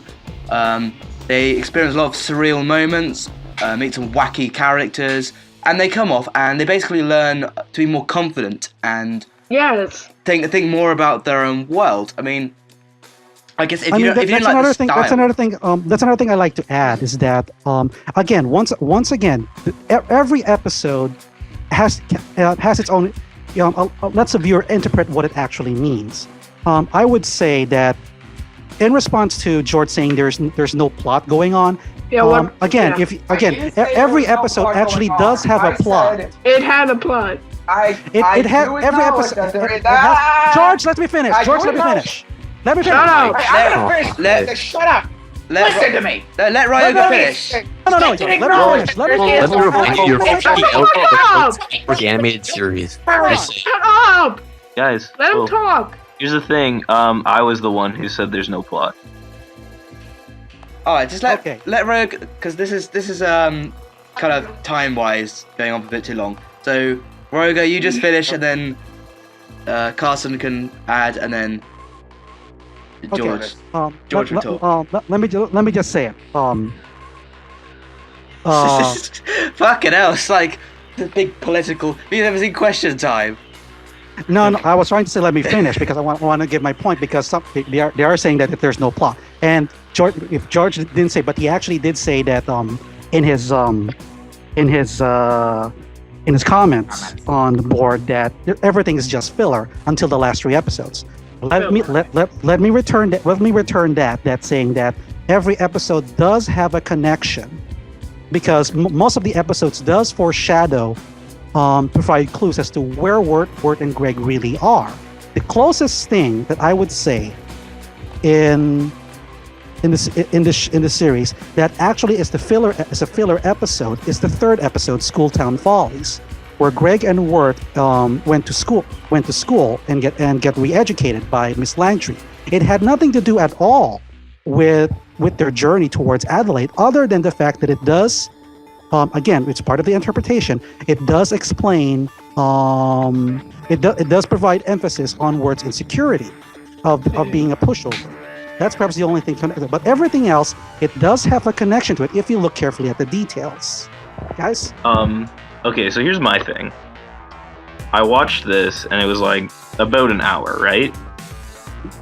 And afterwards, I felt like it was a waste of an hour because, like George said, I could have just watched the last 3 episodes and felt like a lot more satisfied, really, because like the first episodes, I know nothing about the characters, so I don't care about them at all. And they're just going through these random like situations. And although some of it is entertaining, most of it again, because I don't care about the characters, I don't care what's going on. But then all of a sudden, I guess in the last one or something, when they show them before they went over the garden wall, I suddenly understood where the characters are coming from. There was a lot more character development, and then I cared about the characters and what they were going through. So, and like, I don't have time to go through every episode and pick apart what it means, and I really don't care that much because I didn't like it to begin with. So in that, I think it's like, to some people, sure, it's gonna be like this holy grail of like, you know, you get to interpret everything the way you want to, and it's a great, you know, English class topic, right? But to a guy who just wants to be entertained and have fun for an hour, this really was not successful. And I think a good piece of entertainment does both. And this was really one-sided, in my opinion. Okay. Let's just do some final thoughts on this, then we'll move out. So, so we'll just go around. So, George, if you want to answer, and then just tie it up, and then we'll do Sylvia and Curtis. Okay. There was one last problem. The reason why I brought up Alice in Wonderland is because it has a lot of structure to Alice in Wonderland. There's just one small problem. Alice in Wonderland was no plot from the start. The only signs of conflict that actually happened was in the ending, which can be said here as well. However, in Alice in Wonderland, both the book and the original Disney movie, both of which I've seen and read and really, really like, I cared about Alice because, one, they established her character in the start of it, and number two, and one of the other reasons why I brought up Wind in the Willows is because it has a lot of this thing. Now, I know what a lot of you are thinking. You guys aren't thinking this, but our listeners are. Wind in the Willows was also around 30 minutes to 20 minutes short. Yet, it still had more development than this. Why was that? It's simple, actually. Wind in the Willows had better animation. What was that? I'm in a fucking mood. George got trolled. That's awesome. What was that? Those are my dipshit brothers. Oh. Maybe they got their own opinions they want to share. Yeah. They haven't seen it, nor do they care. Okay, so anyway, as I was saying, the reason why I brought up Wind in the Willows, even though Wind in the Willows is a short film, it's still long enough to get character development and plot development out. This was an hour long, and yet since it's released in episodic parts in under 11 minutes, like I said, it suffers from Adventure Time syndrome. It tries to condense a big plot in a short time span. You can't do that. You can try to do it, and sometimes it works and it doesn't work. It very rarely works. This falls into the latter. Well, as I said beforehand, Christopher Lloyd's character, the Woodsman, was the only character worth giving a damn about because throughout the whole thing, you learned more about him. Whereas Wart and Greg, you only learned stuff about them in the last 3 fucking episodes. In other words, Over the Garden Wall, in my opinion, is a massive pile of dog shit. It is the most overrated thing is probably the most overrated thing of the year, next to How to Train Your Dragon 2, Godzilla, Under the Skin. I disliked it thoroughly. I was not entertained. It very rarely math. It made me want to watch Flapjack and Wind in the Willows again, and more importantly, it just bored the shit out of me. I don't give a shit what you say, Sylvia. It sucked. Okay. So Sylvia, your last few words. If you could keep it briefer than George, please. I tried to. Well, I don't find it to be overrated. I find it to be appropriately celebrated. one, it's the first mini-series that Cartoon Network tried, so of course it might not have been as good to other people as they thought, because it's their first mini-series. And I found everything about it great. The animation, the plot, and each episode actually was connected to the other. If you looked at the ending of each episode, and if you actually paid attention to it, and the music was awesome too. Oh yeah, the music was great too. I'll give it that. And the music was Okay. good. Okay, Curtis. Yeah, I think you guys are overreacting over nothing really, because I thought it was good, and if you didn't like it, it's only a 10-episode animated series, so yeah, you don't have to get that worked up over it. Just saying. Yeah, I agree. Yeah, and I agree the other way too. Like all these people who are digging into it, I'm like, it's a 10-episode animated series. Why are you like building a religion off of it? I didn't like it that much. I just thought it was a really good. I thought it was a charming, interesting show. Yeah, I mean, I just had a lukewarm reaction to it, really. Okay. Anyone else want just some final thoughts? All right. James? Okay. I'll just finish it off. So, based on what you've heard today, you can kind of form your own opinion if you want to watch it or not. I would say it's worth seeing if you're just more into the story and the environment. But as you might have picked up, there's not a particular amount of character development that's especially interesting, like you might see in Legend of Aang, perhaps. That's episodic, but Korra? also has a lot of character development. Kind of Korra.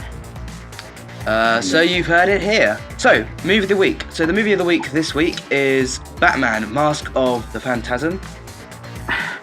It was released in 1993, and it's based on the very popular Batman animated TV series at the time.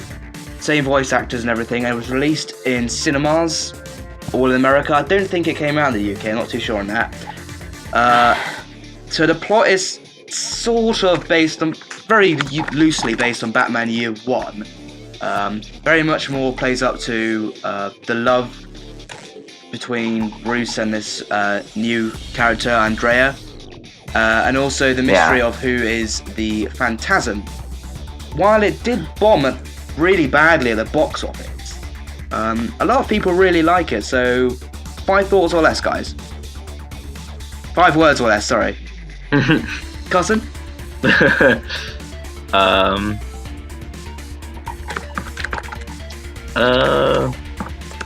Really good Batman movie. Alright, George? Surprisingly awesome. Where's everyone gone?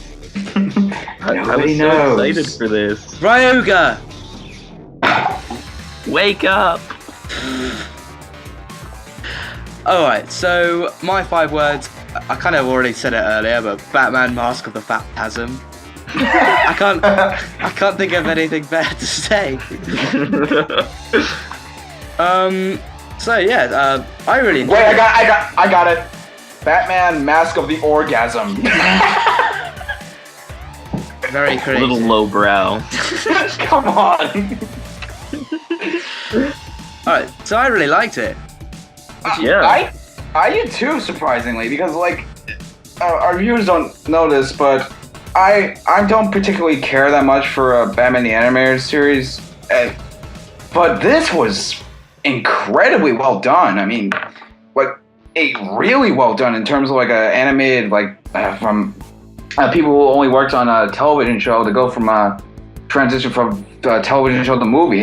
It's really impressive in that. Yeah, regard. well, I mean, what I heard happened is they had planned it as a direct-to-video movie, but then Warner Brothers was like, "Hey, it's looking pretty good. Why don't we release it in theaters?" Because the Batman franchise was going strong at that point. They had Batman and Batman Returns, and they were like, "Hey, why don't we do this?" And they were like, it was also released around- "Okay." it was So also they around- released it in theaters, but then no one went to see it, so that kind of sucked. Yeah, and as a nostalgia critic put it out, it came out around the same time as Batman Forever did. And so I think that explains why a lot of people didn't go get to see it. Ironically, they missed out and went to go see the worst Batman movie ever made. Yeah. Yeah. I'm sorry. Something came up outside, so I had to leave a bit, and my recording got stopped as well. So sorry about that. But I do hear you guys doing Master of the Phantasm. So you could carry on. So we're just talking about like why I didn't get so much seen in the cinema. I think as well, like it was animated, so maybe some people were like, "What is this? This is just like." It doesn't really seem as expensive as like a live action movie, like. And it seems like they fought, and animation is usually fought off as a kiddie kind of thing. Ironically, the adult movie was more kiddie-ish than the animated movie. Yeah. I mean, sorry. Also, like the animation does look a lot like TV animation. It's not like, it's not really like cinema quality, you know? Yeah. Yeah, I was about to say, I think the animation, even though it's really good, I think for a cinematic release, where people are paying, like 5 to 10 quid to see it in the cinema, it wasn't really, it doesn't really hold up. Yeah. As a cinema release. Yeah. I think it's from what I can gather with Master of the Phantasm, it was supposedly made as a direct-to-video or original. Oh, we video already talked animation. about this. Yeah, we're gonna talk about So and the fact that it just came out in the movie on such short notice, with very little marketing. Yeah. So that's probably one factor there. Yeah. Yeah. Yeah. So, I mean, like, okay, the other thing I did like about it, even though the animation wasn't amazing, the fucking music just elevates it to, like, even though like the animation, like with Batman's like throttling the Joker, like the animation doesn't like blow you away or anything. Yeah. The music just like, the music is just so fucking epic. Yeah. You just think you're watching the most awesome moment in film history. The only thing is that like they have this like great like bombastic like choir at some points, and like the music's really epic. Then all of a sudden you have the Joker theme from like the animated series. It's like and I'm like, okay. yeah. It kind of brings it down for me, but yeah, like the music is just like, yeah, you're right. It's very elevating. Like it heightens the action. Yeah. And the drama too. The moment like at the end where everything is burning and you just have the Joker laughing and the music, it just it literally is like how if hell happened on Earth and there was a band making music for it, this is exactly what it would sound like. So wait, there was a concert going on and then the intro like, oh fuck, hell's happening. Like, quick, play the hell tune. Really, really cool. Ryoga? Yeah, I think that we pretty much have a universal consensus here that Master of the Phantasm is one of the best animated movies that came out during the 90s. Then again, it's also Bruce Timm's work, and pretty much what he did during his time with the DC franchise has always been very, very good. I mean, this is basically one of the things that I love about Bruce Timm. Is that he can make a really dark film, but not too grim dark, but just enough to give a bit of a maturity. Not much gore, not much sex, but give it a bit of a grown-up nature. That's something that you feel. He does this in the animated series. He does this well also with Master of the Phantasm. Yeah. And we don't see that many animated series today that actually has that level of maturity.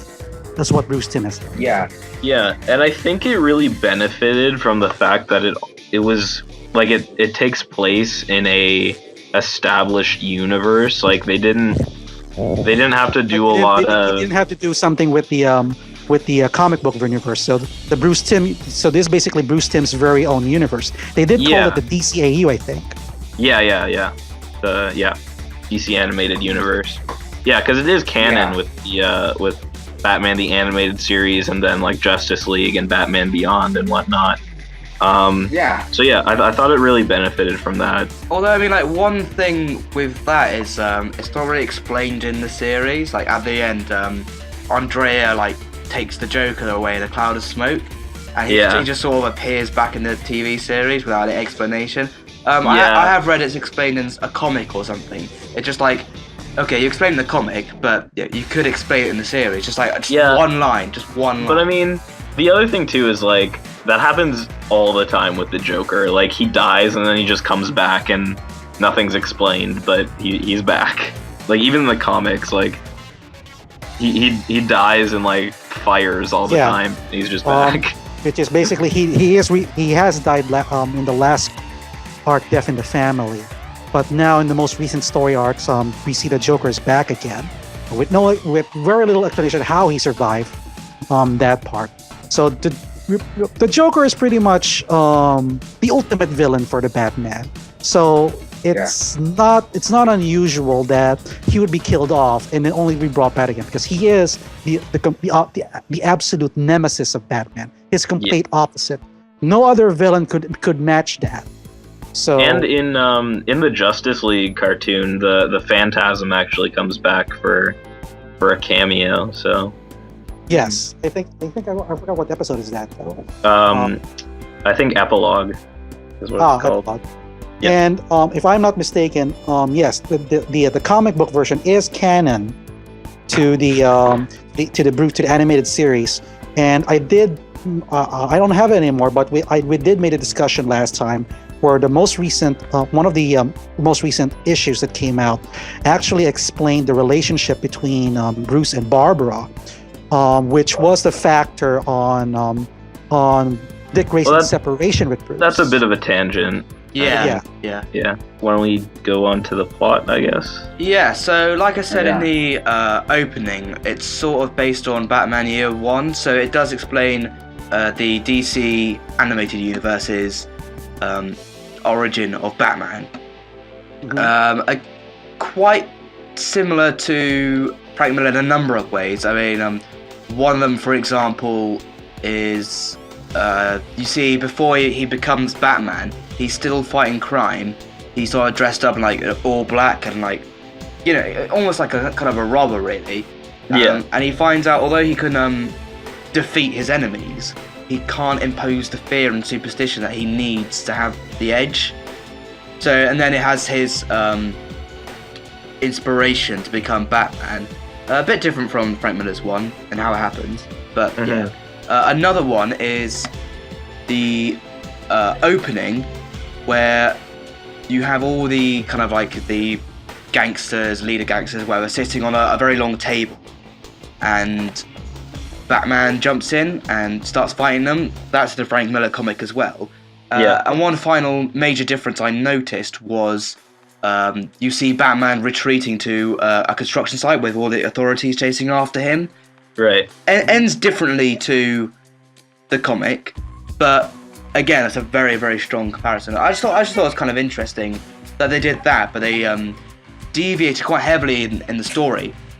Yeah, and I think the Phantasm was also based on a comic character called the Reaper. I don't know if Ryoga, you know anything about him, but no, unfortunately, I'm not that much into DC lore, so.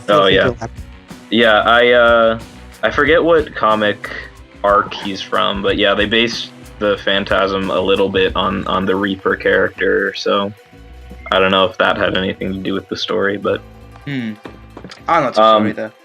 Yeah. So with like did the plot keep you invested?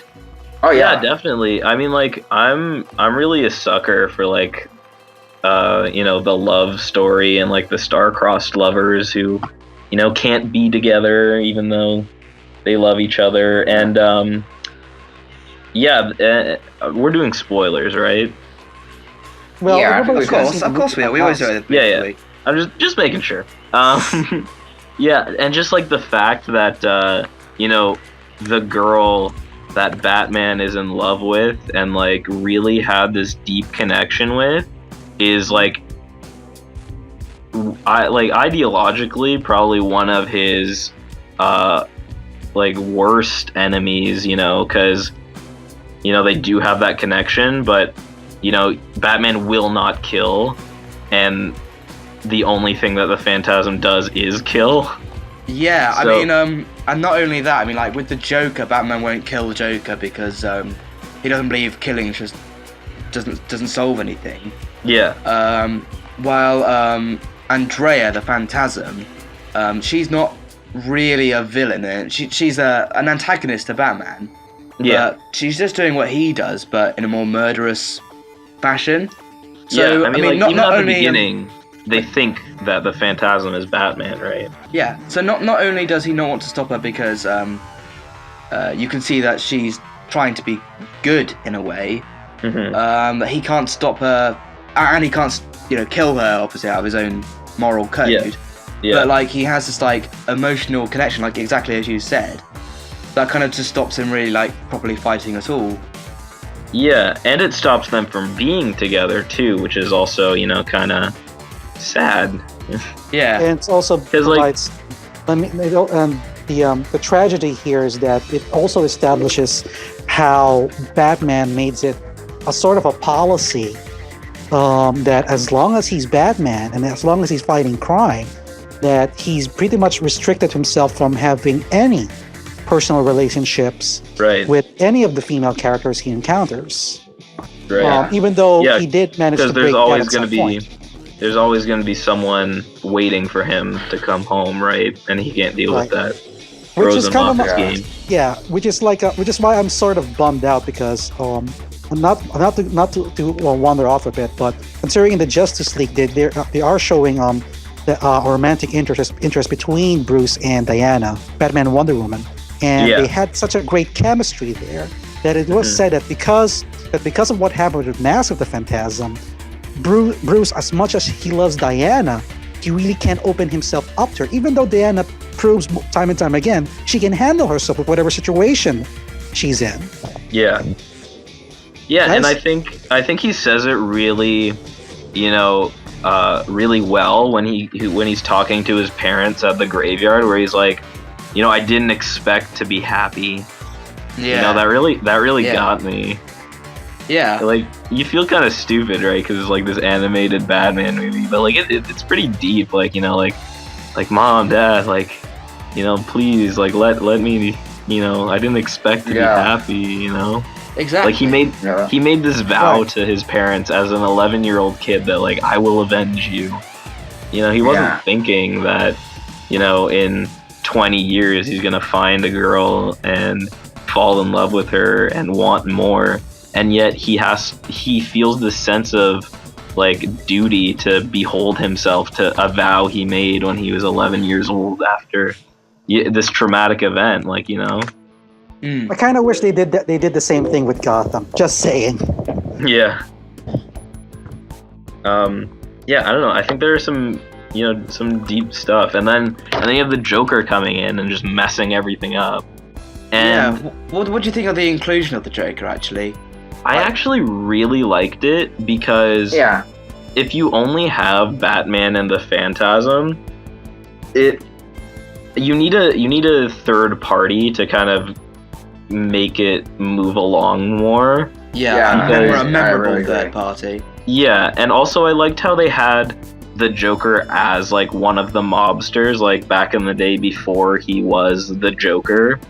I don't know. I thought that was a nice touch. And it gave him a bit of a backstory too. I like it was a very good balance between showing like a little bit of before what he might have been like, but not exactly explaining what happened to him. I think that was good. Yeah, exactly. George? I have to really agree on that point about the Joker, mostly because you give up the point because it's it was just Batman and the Phantasm and the love story. It would be salvageable for the film, but it wouldn't be as like gripping as it was in the film. And I don't feel like his inclusion in the film wasn't like just tacked on, like, oh, it's a Batman movie, we have to have the Joker. It felt like he was relevant to the plot and what was going on. Yeah. And on the other hand, it is a Batman movie and you have to have the Joker. So, it's a nice marriage. Personally, I think the reason why they would include the Joker is that, considering that the Phantasm is an original character here and not an established villain, that probably adds a bit of a risk on whether or not that villain would pretty much be as good as the other characters that's introduced in the DCAU. So the Joker was not there just to let everybody know the Joker was there, but in part he was there to actually push the Phantasm as a character that that Batman has to face. Yeah, That I agree. in a way that he in a way he would the Phantasm Andrea or rather was put in the same was played. The Joker was there to push Andrea to be at the same level as the Joker. Should he and Bruce finally square off? Yeah, I agree. Yeah. And I liked the fact that they all had history. Like, it just added like another layer to the conflict. Yes. Yeah. Oh, one thing that I found kind of like weird was that Bruce and Andrea meet at the graveyard, right? Yeah. And that's the first time they've ever talked ever. Yeah. And Right. I'm like, okay, that they're friendly, they're talking and stuff. And then like 2 days to a week later, Andrea just kind of shows up at his house, and she's like, "Oh, I didn't get a call," and then they make out. Yeah, I thought that was a bit Like, weird. I don't know. Like, I guess it could happen, among the It's elites never and happened to me, whatnot, mate. but- yeah, I know, like, right? Like, I wish that would happen to me. And then that moment, your mum walks in. George. Yeah, I don't know. It just felt a little, unrealistic. But I also acknowledge the fact that you have to move the story along. Yeah. Yeah. What did you guys think of that like politician guy?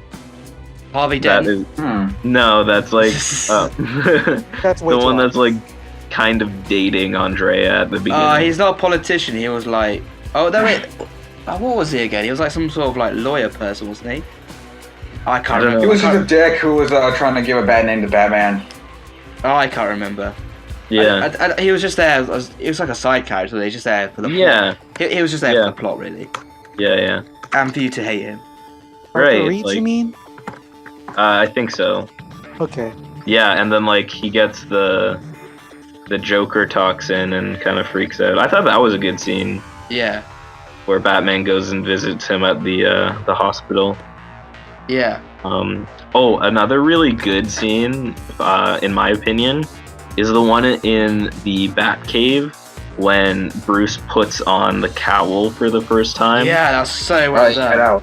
And he Oh, turns around awesome. and Alfred is like scared of him for a second and he just walks by.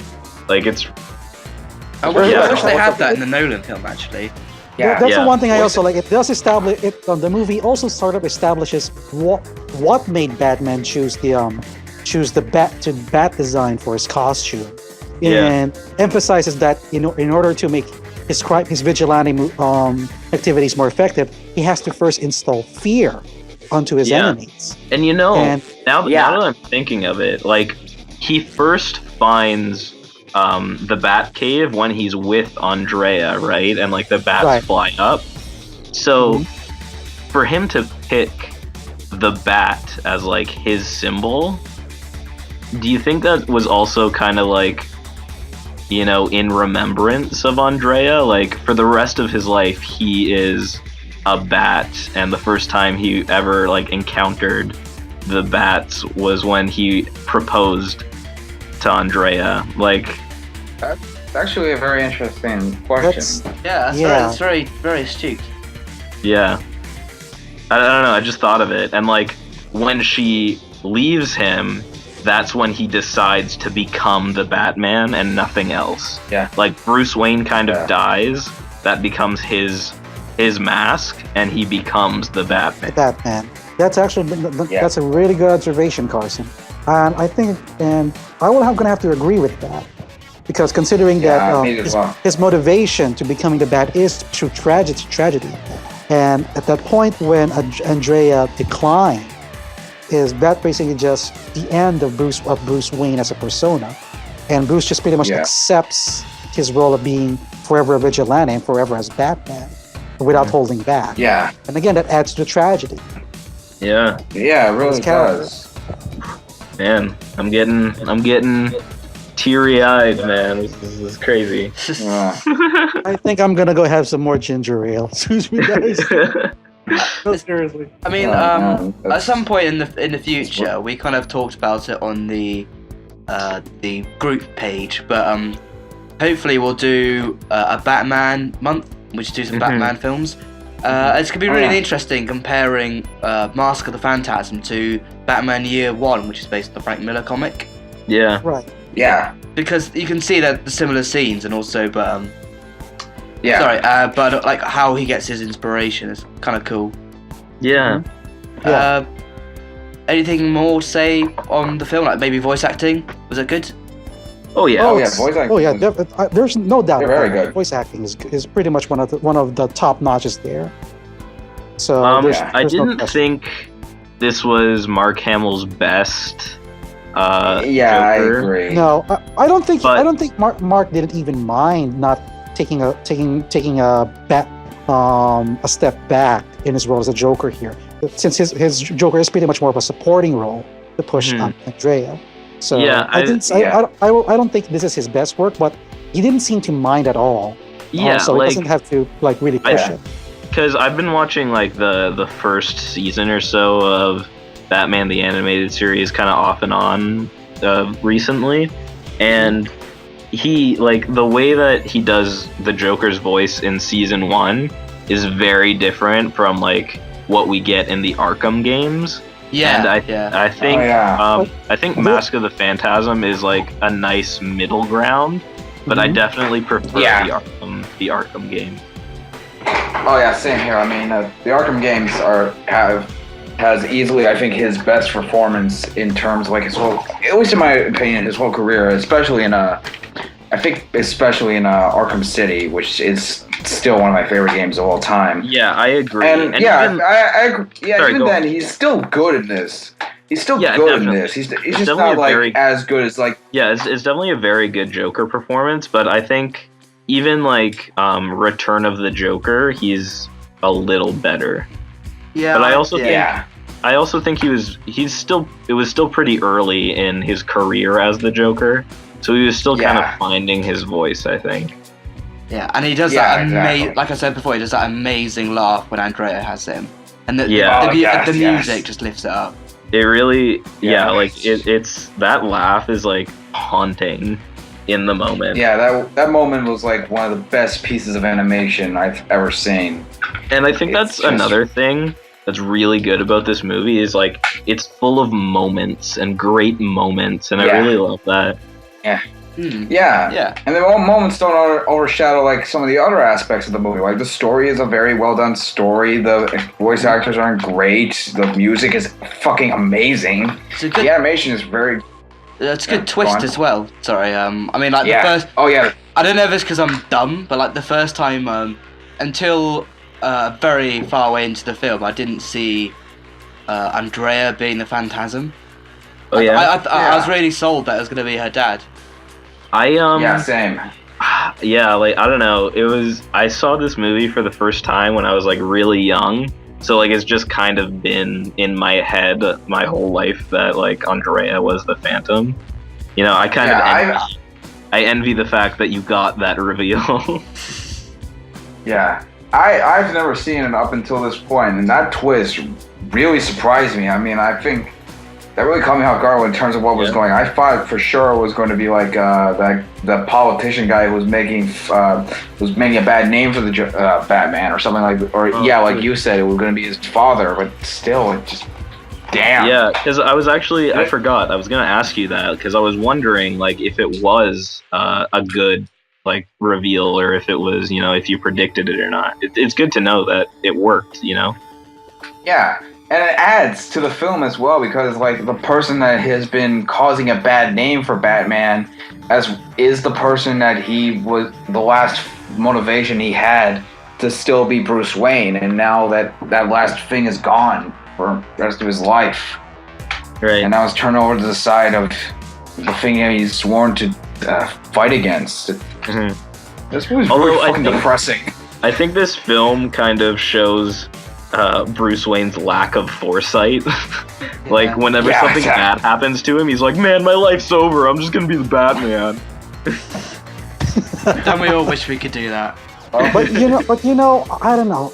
I couldn't help but actually compare the Batman here in the movie, and not just movie, but throughout the DCAU to the current Batman we're seeing today, as being the guy who most recently with Beware the Batman.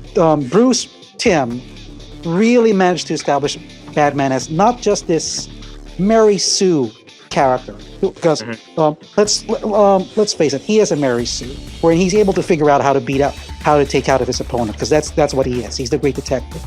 But in this one, in particular the movie, he basically also gives out that even this guy who's a Mary Sue has his own flaws, and at this point, it's the flaws that make him what he is today. All right. Yeah, I mean, I think this movie really has like a lot, like if you look into it, like it has a lot of deep like character development for Bruce Wayne and Batman in the DCAU, but also because like I was saying with Over the Garden Wall, right? Like you have the people like us who like really go deep into stuff like this, but for the average person who's just looking for a good time, like it also delivers that. It also is just on, the surface, just a really entertaining, fun movie. Yeah. Right. So just some final seriously. thoughts, and then we should wrap things up. Yeah. Just a couple of words, George. Final thoughts. I Very brief. thought it was a very well done piece of animation. It does show that it was originally going to be a direct-to-video release, but is not as bad as some other movies that were meant to be direct-to-video and got a theatrical release, if you know what I'm talking about. Right. Carson? Yeah, I think it plays like a really, really good episode of the TV show, and I think it's probably one of, if not, and I might be overshooting, but if not the best Batman movie we've gotten, just from a character point of view.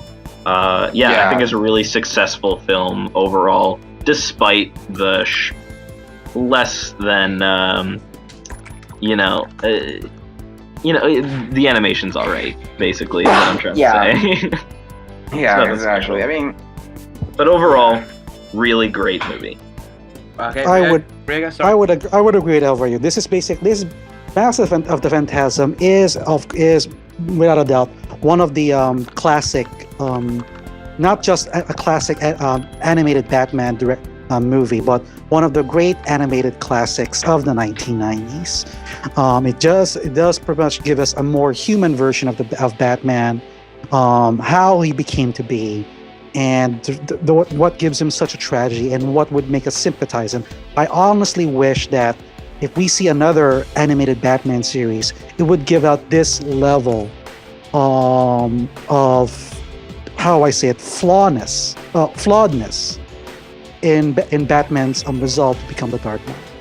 Okay. That's Just my final word. I think, based on one of the best cartoon series of all time, I would say.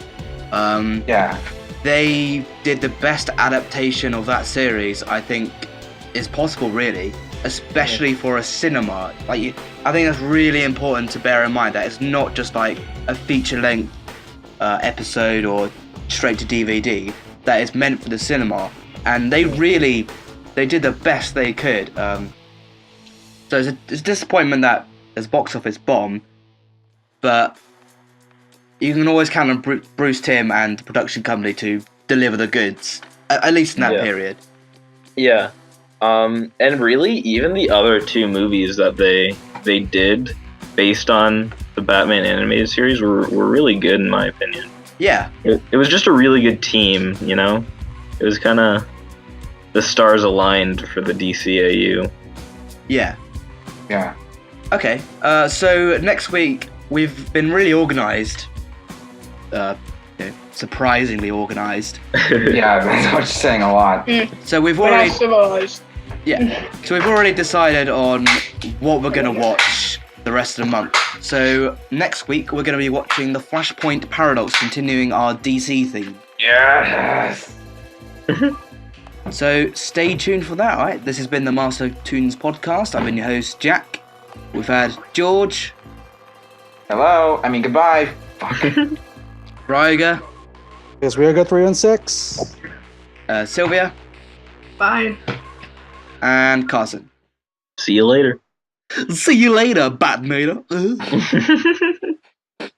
Tune in next time. Same bat time, same bat channel.